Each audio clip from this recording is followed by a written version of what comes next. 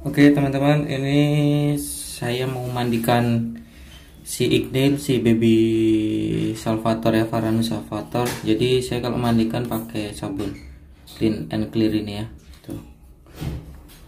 Clean and Clear ini untuk sabun cuci muka. Untuk sabun cuci muka ya. Terus gosoknya pakai sikat gigi aku. Ada yang bilang, bang jangan pakai sabun untuk manusia, pedih katanya gitu kan.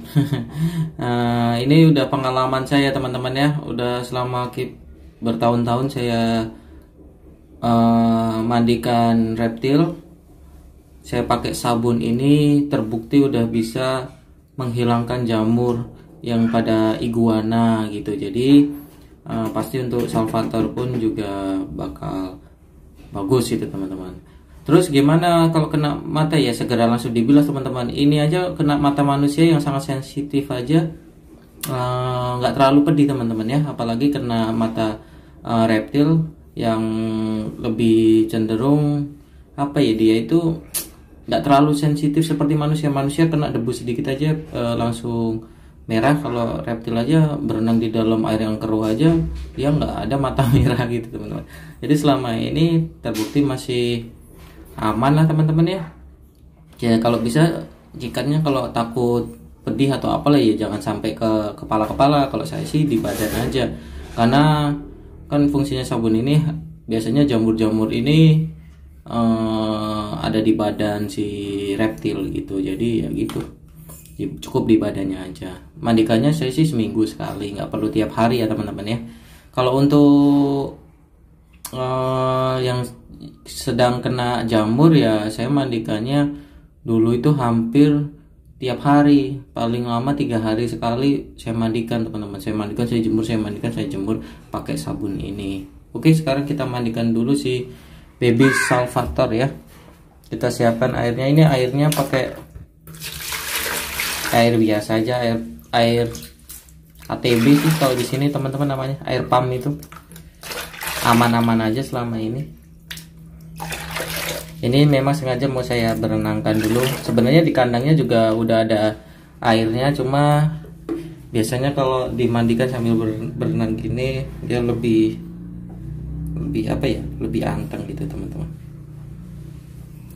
Aduh, loncat dia. Ini si Ignil ini masih agak jampi teman-teman ya. Tuh, jampi dia. Biasa karakter baby salva kan memang apa namanya ya, jampi, mau lari. Kalau untuk jinak ya pasti jinak kalau udah jinak ya. Cuma kalau jampi ini belum bakal, agak lama hilangnya. Biasanya semakin dewasa dia semakin anteng. Nah ini dia memang jampi gini teman-teman ya. Untuk penjinakan baby salva ini biasanya ya sering di handle. Tapi kalau si Ignil ini memang dari WC-an teman-teman ya, dari tangkapan alam. Cuman dia itu dari pertama itu memang udah jinak teman-teman ya. Jadi ada bilang kalau WC-an itu selalu galak, belum tentu teman-teman. Ini buktinya saya waktu itu, mungkin yang sering ikuti channel saya dapat biawak ada 4 ekor ya, ada 4 ekor. Salah satunya si Ignil ini yang 3 ekor galak, full galak, yang ini 1 ekor langsung jinak. Dan untuk makanannya awalnya saya kasih jangkrik teman-teman ya, saya kasih jangkrik pakai kalsium. Cuman sekarang ini udah langsung saya kasih potongan daging ayam teman-teman. Katanya kalau ini harus pakai jangkrik gitu. Ini buktinya saya kasih daging ayam, potongan ayam, sehat-sehat aja sampai sekarang teman-teman. Yang terpenting sih sebenarnya salva biar sehat itu satu teman-teman ya, kandangnya. Nanti saya bakal kasih lihat kandangnya seperti apa. Terus suhu itu sangat berpengaruh ya teman-teman ya. Apalagi kalau teman-teman semua salvanya dari Sumatera nih, semua kan Sumatera atau Kepulauan Riau seperti saya ini, tapi piaranya di Jawa, ya pasti perbedaan suhu bakal berubah. Apalagi itu WC-an langsung dari lokalitinya gitu, WC-an dapat dari sana, ya pasti ya bakal kaget ya perbedaan suhu. Cuma kalau udah CB-an cuma walaupun salva Sumatera atau Kepri di tempat saya, tapi udah CB-an di Jawa terus dipelihara di Jawa, ya pasti biasanya lebih lebih daya tahannya lebih ampuh lah teman-teman kalau dipelihara di Jawa kalau udah CB-an ya gitu. Makanya kadang lokality Jawa lebih gampang gitu ya, karena memang tinggalnya di Jawa ya pasti lebih mudah karena perbedaan suhunya yang nggak terlalu drastis kan teman-teman. Ini biasanya saya renang-renangkan dulu biar ada dia apa ya teman-teman ya, badannya ini proporsional ya, proporsional biar nggak terlalu gemuk, karena saya nggak suka binatang yang terlalu gemuk ya, obesitas itu bahaya ya, nggak sehat, udah mati malah teman-teman ya, yang kayak gitu udah terkena penyakit kalau terlalu obes itu. Ini saya kasih makan, ada yang bilang salva baby tiap hari harus dikasih makan itu atau 2 hari sekali. Saya kasih makan cuma seminggu 2 kali teman-teman, daging ayam. Salah satunya dikasih kalsium, daging ayamnya kalsium untuk reptil. Selama ini aman-aman aja. Yuk kita langsung kasih sabunnya. Ini sikatnya. Biasanya sabunnya saya taruh di bulu. Nah, sabunnya saya taruh di sini teman-teman ya. Jadi kayak mau gosok gigi. Ini untuk menghemat sabun aja teman-teman, sabunnya. Ini biasanya baby salva ini kalau memang udah jinak dimandikan gini dia bakal anteng teman-teman. Tuh. Ya kan?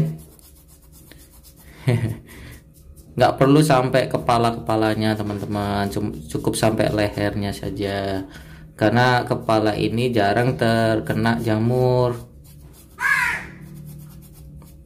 Itu suara CL. Biasanya yang sering terkena jamur itu jari-jari, terus lipatan-lipatan kaki ini teman-teman. Nah, di selangkangan kaki gini, ini yang sering terkena jamur karena apa? Lembab di situ. Nah, disikat ini pelan-pelan aja teman-teman. Terus bawah-bawah sini, bawah-bawah badannya ya yang sering rawan karena selalu lembab. Ini kalau jenis kelamin sih feelingku laki-laki teman-teman. Feeling ya ini ya, karena belum bisa dilihat juga. Biasanya aku kalau keep binatang gini tuh feeling itu aja teman-teman.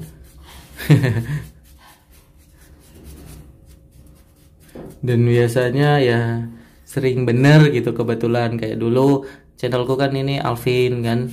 Dulu aku pelihara si koketil dari baby udah feeling jantan ya. Ternyata sampai dewasa jantan juga.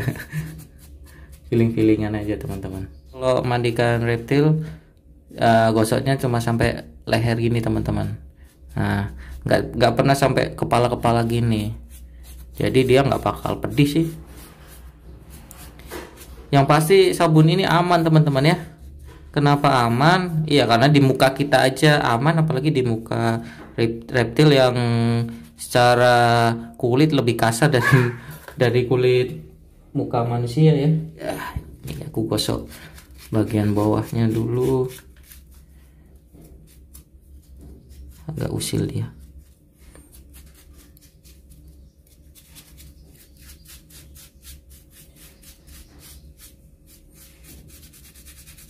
Biasanya bagian ekor ini yang sering rawan terkena jamur. Kalau saya memang nanti saya bakal lihatin gek saya, mungkin yang nggak mengikuti channel saya dari pertama, dia tinggal apa kandangnya seperti apa gitu kan, nanti bakal saya lihatin lagi teman-teman. Ini terbebas dari jamur, dari dari pilek. Biasanya sering flu kan, flu itu biasanya virus teman-teman ya, dimana-mana flu itu yang mengakibatkan dari virus ya. Nah, ini kepala ada sedikit luka teman-teman ya, sisiknya nggak ada. Ini dari pas tangkapan memang udah seperti ini teman-teman, tapi ini karena masih baby, belum shading juga, nanti lama-lama akan hilang sendiri. Yuk kita bilas.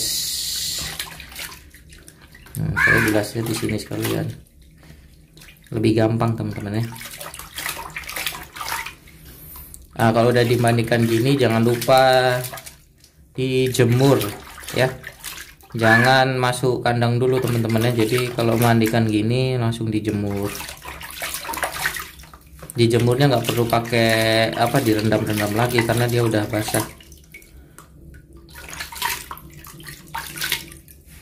Untuk cara jinakin baby salva aku kurang tahu teman-teman, lihat aja di channel-channel yang orang lain ya, yang memang master penjinakan salva. Jadi memang aku ini dapatnya memang udah jinak dari alam. Ini perbandingannya jarang-jarang ya teman-teman ya.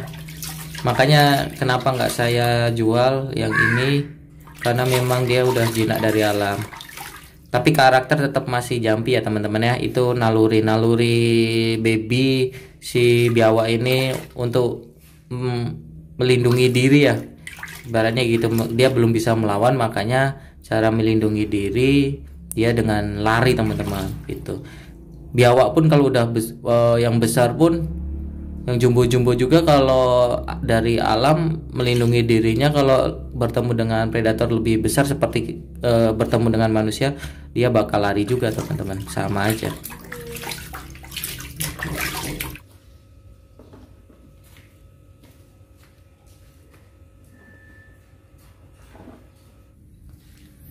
Oke teman-teman, setelah dimandikan tadi langsung kita jemur teman-teman ya. Bila takut dehidrasi semua ya, semua takut dehidrasi ya, airnya disediakan gitu teman-teman ya, takut semua terlalu kepanasan dia.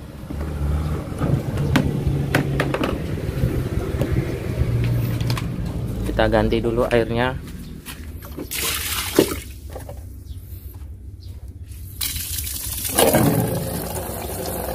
Ini aku airnya pakai box ini aja teman-teman, nggak terlalu dalam ya, secukupnya aja di tempat berendamnya dia. Ini settingan kandang saya teman-teman ya. Settingan kandangnya ini, alasnya aku pakai koko khas. Alas pakai koko khas, terus kandang selalu ada tempat air. Kenapa? Jadi gini teman-teman ya, kadang ada kalau menurut saya kesalahan ya. Jadi air ini yang sering membawa biawak pilek gitu. Jadi dia lupa apa namanya ya, berendam terus hari-hari. Sebenarnya gini teman-teman, biawak ini berendam ini biasanya karena cuaca di luar itu lebih dingin. Jadi cuaca di luar sini, semua di sini ya, lebih dingin, dia pasti langsung masuk ke air. Biasanya suhu air itu stabil teman-teman, lebih hangat. Rata-rata seperti itu teman-teman ya. Kadang makanya ada iguana kalau dikasih kolam, semua iguananya dikasih kolam aviari gitu, model kandangnya gitu kan, diumbar. Lihat aja channel yang iguananya model diumbar, dikasih kolam. Saat hujan ada sebagian iguana yang masuk ke dalam, berendam di dalam air. Itu pasti salah satunya yaitu teman-teman ya, salah satunya suhu air itu biasanya lebih hangat daripada suhu yang ada di luar gitu. Terus untuk alasnya, kalau bisa ya jangan apa ya namanya, jangan bok-bok gitu aja alasnya ya, jangan plastik ini, tapi dikasih koko khas atau koko chip, jangan kokopit ya teman-teman. Kokopit itu terlalu serbuk-serbuk, jadi kadang dia habis dari air ini keluar ke sini terus masuk lagi, jadi nanti badannya kotor, mengganggu ke pernapasannya mungkin ya, atau kalau dikasih makan ya kena makanannya, kemakan juga, terus nanti airnya pun cepat kotor gitu. Jadi bagusnya sih koko khas atau koko chip gitu. Untuk bagian biasanya kan dia keluar naik turun air, biasanya ada bagian yang basah gini. Ini nanti bagian yang basah ini tinggal kita angkut aja teman-teman, kita angkut, kita jemur. ya. Kita jemur aja di sini. Jadi kalau belum kotor nggak perlu dibuang teman-teman. Jadi yang bagian-bagian basah diganti teman-teman, atau dijemur dulu biar kering. Tujuannya ya biar kandangnya nggak terlalu lembab, karena kalau terlalu lembab nanti bisa bikin virus atau bakteri bersarang lah di kandang ini. Jadi nanti dia bisa kena flu dan sebagainya. Nah, kita jemur mumpung hari ini panas terik sekali.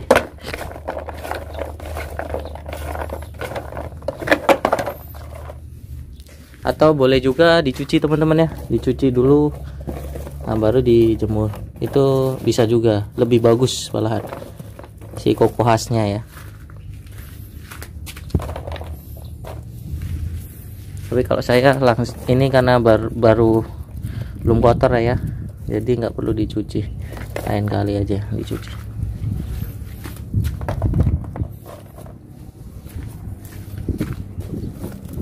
Nah, yang bagian-bagian basah udah kita ambilin. Kalau ada stok lagi langsung ganti aja yang masih kering. Nah, ini bagian-bagian basah udah hilang semua teman-teman ya. Ini dia berjemur dulu. Terus fungsi si koko khas ini untuk tempat dia gali-gali teman-teman. Jadi semua suhu di luar ini dingin, suhu di air juga dingin, karena dia yang bisa merasakan teman-teman ya, suhu lingkungan itu mana yang dingin, mana yang hangat.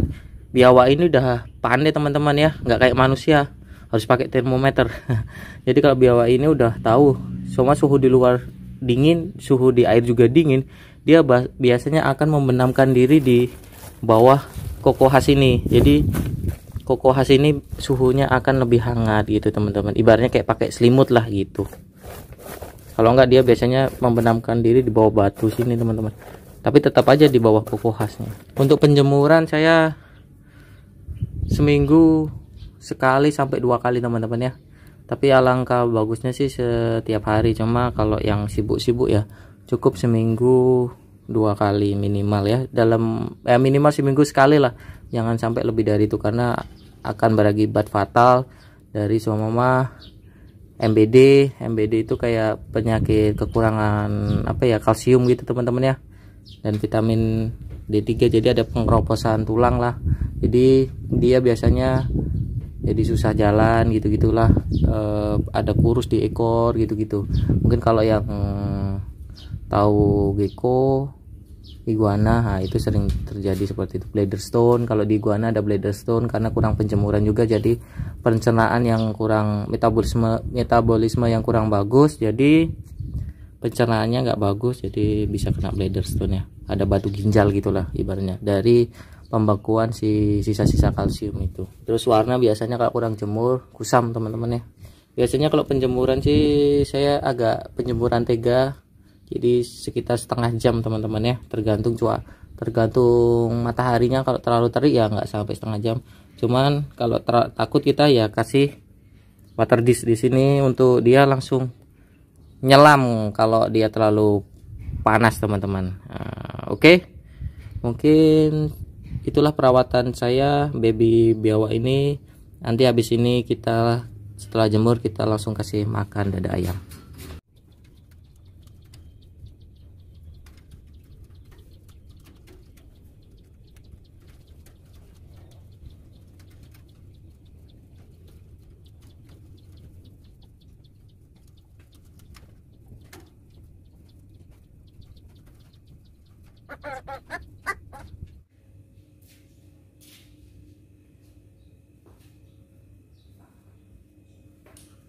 Oke teman-teman, jadi setelah dijemur sekitar setengah jam ya, seperti itu penjemurannya. Jadi nanti pas dia dijemur itu dia akan masuk ke air, terus berjemur lagi, masuk ke air, berjemur lagi gitu. Biawak itu biasanya gitu, karena dia tipe yang nggak tahan panas, jadi dia bakal masuk air terus berjemur lagi gitu sampai benar-benar dia cukup mendapatkan sinar UVA dan UVB nya ya. Oke, setelah ini kita kasih makan teman-teman ya. ini makanannya potongan daging ayam ya, ini yang dada. Terus biasanya saya siapkan kalsium. Nah, ini kalsium nanti ditepung-tepungin di sini. Kita buka dulu kandangnya. Biasanya dia udah tahu teman-teman. Kalau dibuka kandangnya dia udah standby mau keluar.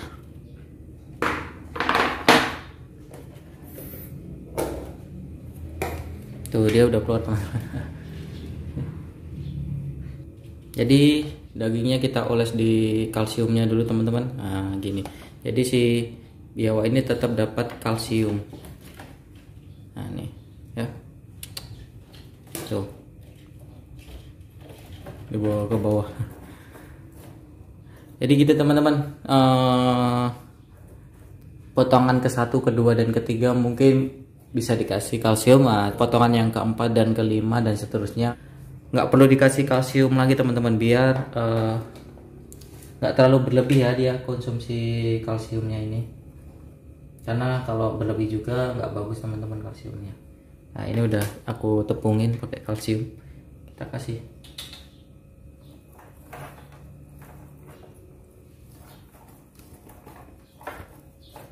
Tuh. Semoga bisa terlihat ya teman-teman ya. Itu bakal ketelan kok. Jadi untuk baby biawak itu sebenarnya dari umur 2 minggu itu udah bisa dikasih daging-dagingan teman-teman. Sebenarnya nggak perlu harus dikasih serangga kalau menurut saya ya, dan itu aman teman-teman. Karena dari awal dia dapat, memang pertamanya awalnya serangga saya kasih, cuman pas proses makan ketiga langsung saya kasih daging, ternyata dia respon juga teman-teman. Responnya bagus dan sampai sekarang malah sehat teman-teman ya. Kemarin cuaca ekstrim, hujan terus pun nggak ada dia terkena pilek atau apa atau sakit. Tuh responnya bagus. Itu sengaja aku hand feed teman-teman, jadi biar apa ya, biar lebih jinak lah teman-teman ya. Reptil ini kalau di hand feed ini bisa lebih jinak lagi.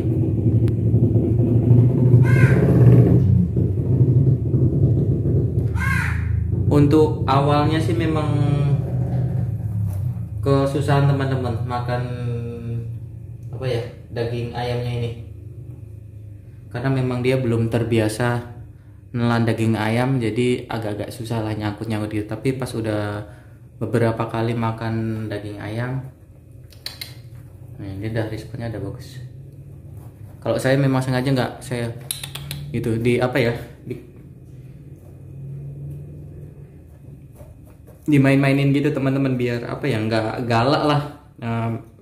Saya langsung sodorin aja di mulutnya dia, jadi biar dia nggak terlalu galak. Kalau dimain-mainin gitu nanti malah dia kebiasaan ini teman-teman, jadi apa ya namanya ya, feeding respon ya. Dia kalau pas dari kandang langsung responnya itu mau makan teman-teman, itu biasanya jadi kadang kita kegigit gara-gara feeding respon itu. Kalau gini kan dia kalau nggak dimain-mainin, selama ini saya nggak main-mainin, dia nggak pernah feeding respon sih. Nah ini langsung saya sodorin aja di depan dia tuh. Biasanya kalau habis dijemur dia langsung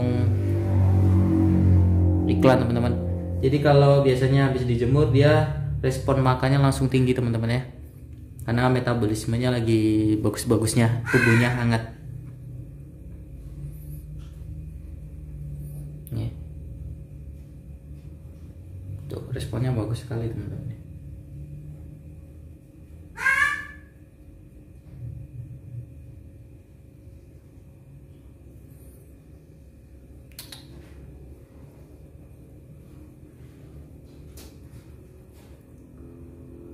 Ada yang bilang lemak ayam berbahaya, kalau menurut saya sih ya tergantung porsi makan ya teman-teman ya. Kalau makannya terlalu berlebihan ya, mau dikasih makan apapun ya bakal berbahaya gitu teman-teman ya. Jadi tetap harus apa namanya, diatur.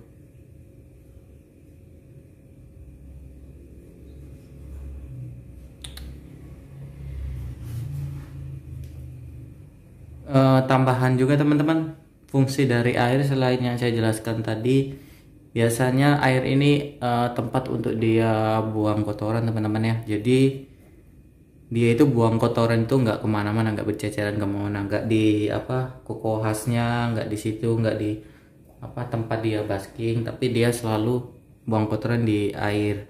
Jadi kandang itu pun lebih higienis, lebih bersih juga teman-teman, karena tempat buang kotorannya di situ-situ aja, jadi kita mudah membersihkannya. Kalau air ini biasanya saya ganti maksimal itu 3 hari sekali teman-teman, pas dia saya kasih makan. Tapi biasanya sih kok saya lihat juga teman-teman, kalau dia udah kotor 2 hari atau 1 hari sekali sering saya ganti itu. Jadi baby biawak ini gampang sakit ya, salah satunya kandang yang kotor teman-teman ya, terutama di tempat air dia berendam. Jadi kalau saran sih bagusnya diganti 2 hari sekali, tergantung dari ukuran baknya dia dan tingkat kotornya airnya juga, dan ukuran baby salva bayi biawaknya ini. Kalau masih bayi biasanya buang kotorannya juga dikit teman-teman, tapi kalau udah mulai juve dan dewasa ya pasti buang kotorannya lebih banyak lah. Jadi saran sih maksimal 3 hari sekali lah, bagusnya sehari sekali diganti. Nih jinak teman-teman, tuh dia tahu mana daging mana tangan ownernya. Mungkin dia masih lapar teman-teman ya, jadi bakal saya kasih potongan daging sedikit lagi.